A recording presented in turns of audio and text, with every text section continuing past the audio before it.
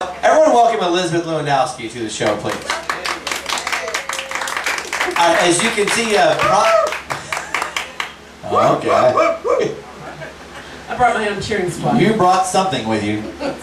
Elizabeth is here to talk about her book. Is this a, I guess she would here, right next to the Kiowa Casino coasters. It's all about the product placement, people. Now we'll turn to camera 2. All right, and back to camera 1. Elizabeth is going to talk about her book, The Complete Costume Dictionary, here in a second. Now, I want to confess right now, I've known Elizabeth for I don't know how many years.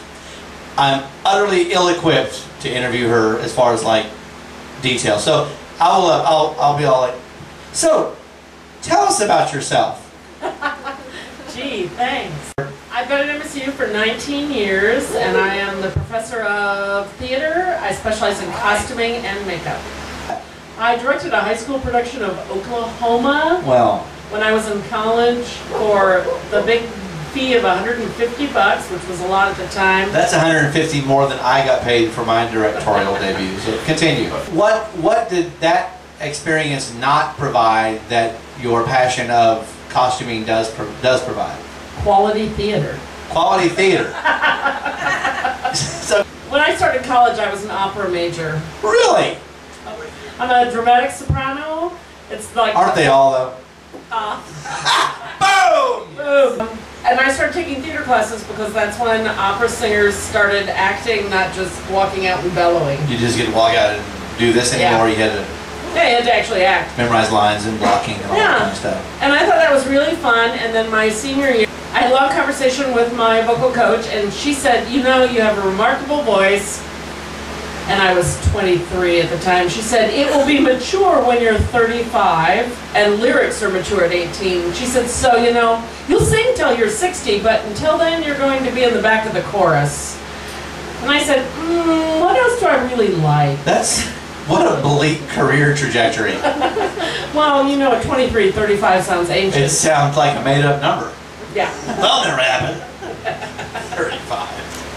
So, when did this book first become an idea in your head? You know, I'd lie if I said I knew for sure. Tell them. But when I was a student... I'm going to nod and agree with whatever you say. Okay. Look very student. I'm on Actors Studio. I have my index card. You are a national treasure. Anyway, I started writing down turns on note cards just to help me remember the note cards of all things. And when I had 2 paper ring boxes full, my husband, the computer guru, said, hey, why don't you put those on the computer? And I spent a summer doing that. And that was when? Probably 23 years ago. Really? 23 years ago. Yeah. And that was maybe 2,500 turns. So anyway, I talked to a publisher friend of mine and said, how do I go about getting someone interested in this? And he explained how to put together a prospectus. And he said, you know, the first time you send out your prospectus, you should send out about 50. But I'm frugal, so I sent out 10 to my top 10 choices, and in 10 days I had 4 contracts. Wow. Which, if you haven't seen this book, it's bloody gorgeous. It is a work of art. What's really amazing to me is how, I don't know whether you have some sort of hoarding addiction or, but you managed to do the thing that everyone who's ever done anything for a long time wishes they had done, which is take notes the whole time. Starting back when they were 20 and kept an archive of the thing that they spend their whole life doing. Nobody does this. Having that ability, that inclination to hang on to this stuff, and then for it to be fascinating. Honestly, there were a couple of summers where this is so fascinating, read dictionaries. Oh, actually, it is to me.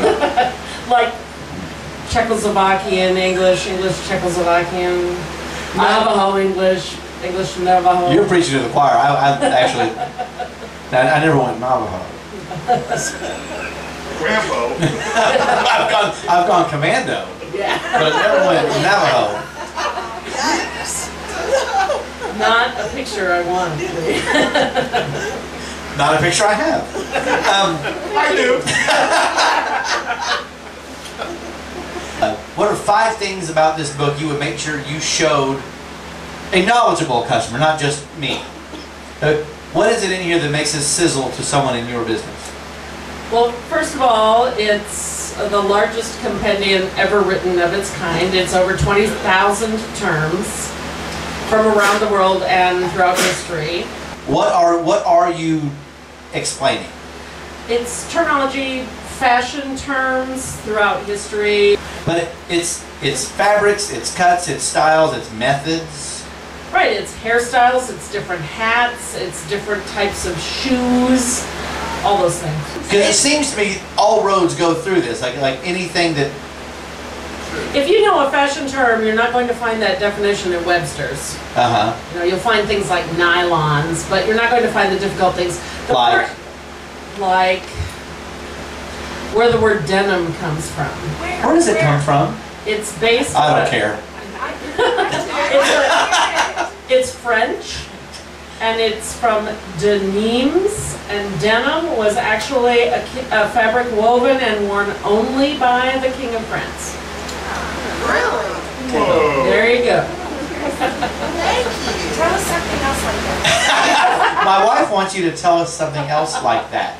Cleopatra's favorite perfume was frangipani. It was a musk. I bet. Oh, really? Maybe That's what it was called. That might have just been Cleopatra. They weren't big on hygiene. No. She might have just been musky. Here's another one for you. My dean, when I took it to show him, when I finally had a hard copy to say, look, it's finally really out, took it from me and looked up a term and told me it wasn't any good because that term wasn't in there. That son of a bitch. No. He was wrong? No, it really isn't in there because they didn't exist in the past. They only exist now. What? What is it that knights were supposedly put on their wives before they went off on the crusades? Chastity belts. Yes. That's entirely a creation of the Victorian imagination. It didn't exist? No, now you can see them. If you go to the S&M dungeons, they're worn there, But it doesn't exist in the way that we understand it to have existed. right, correct. I mean, she's just her own little one-woman mythbuster. I want to hear more about the S&M dungeon. So, where can I find an S&M dungeon? There are actually a whole lot of them in Dallas. If you'd have said Wichita Falls, I would have fallen out of this chair. And I also think I would have known where to look. It's just not ever. And most people think they're only open on Sundays.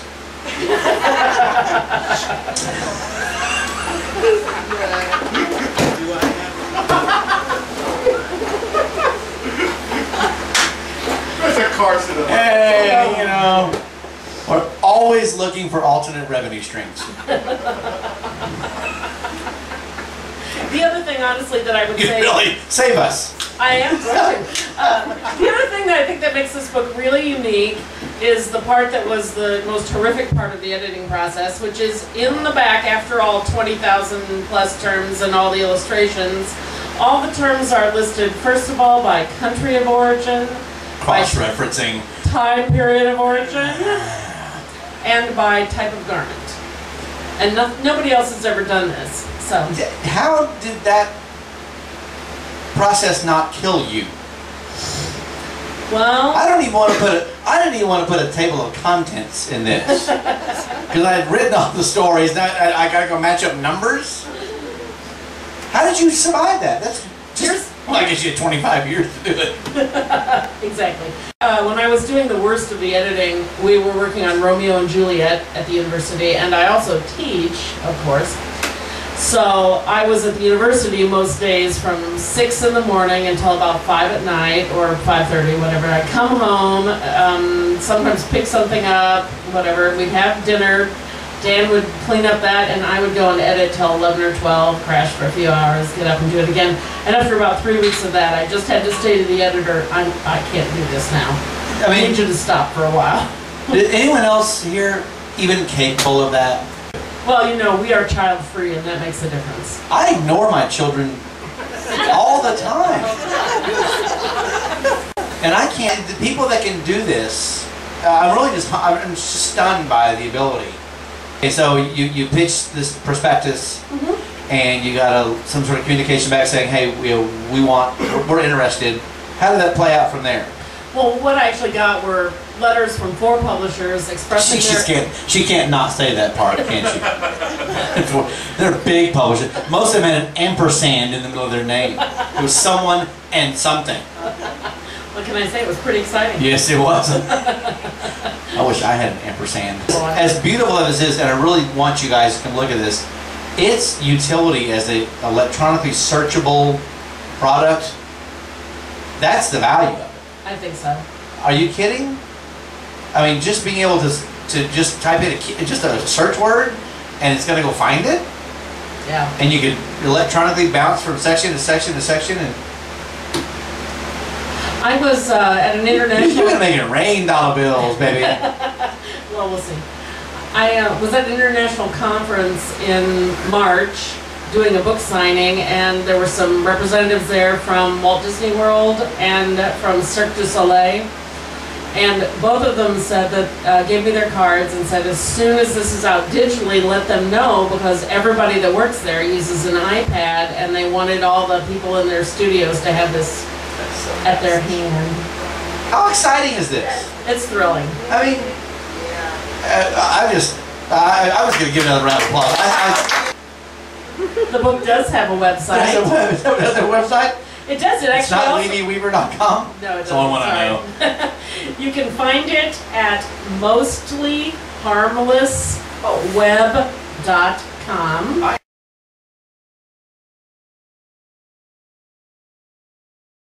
There's a Facebook page or an event page that says the complete costume dictionary is here or something. Is that the page you're referring to? Yes, that's what I'm referring to. My mom and dad just got their copy, and my mom said, honey, we're really proud of you, but I'm not going to read it. It's fascinating, but it changes topic too often. I can't keep up with the plot. Mom, it's not a Agatha Christie novel. There's no murder mystery here. Guys, come on. We're going to officially wrap up the interview. Everybody say thank you and congratulations to Elizabeth. And if you don't mind, I'm going to set this out here while we get James set up. Guys, come take a look at this book. Elizabeth Lewandowski, thank you so much. Thank you, Lee. All right, we're going to get James Cook up here.